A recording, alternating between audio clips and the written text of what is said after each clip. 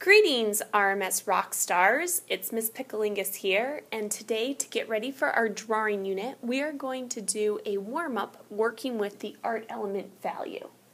The art element value deals with the lightness or darkness of a color. So if you look at Miss Picklingus's value scale that you can see right here, you can see that I am showing from the very darkest to the very lightest, and then a range of grays in between. Today for this art lesson, what you are going to need is a number 2 pencil, which you can find right on your desk.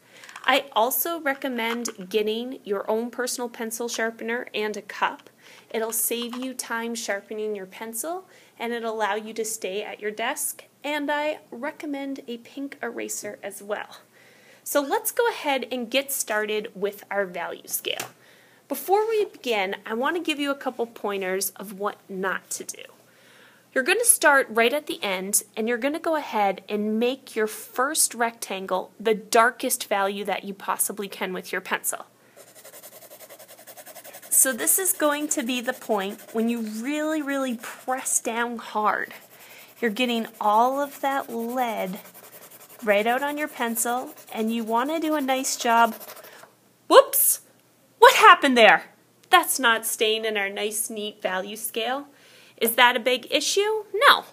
It's something my friend, the little eraser man, can take care of for me.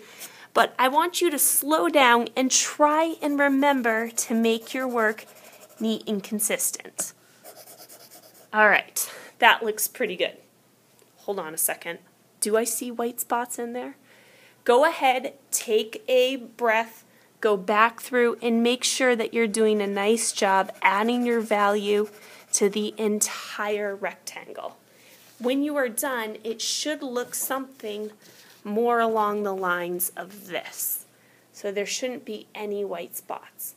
Now, as I'm looking further in this value scale, I can see that right down here, I notice a difference between these two values.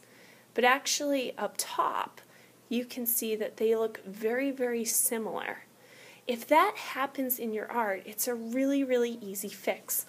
All you need to do is go and darken that top area to bring it nice and even across the entire rectangle. You want to do a good job of making sure that your artwork shows a gradual change in value, not a giant, big, huge jump.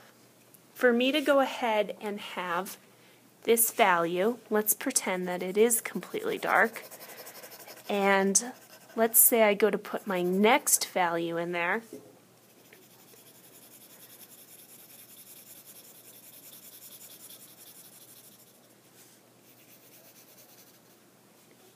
Okay, not doing the best job coloring this value in for time's sake, but you can see that this value is too much of a jump.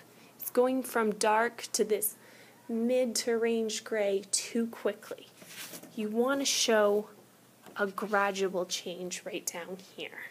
So slowly it's getting lighter and lighter all the way till that last square that you're looking at, rectangle, is going to be very light.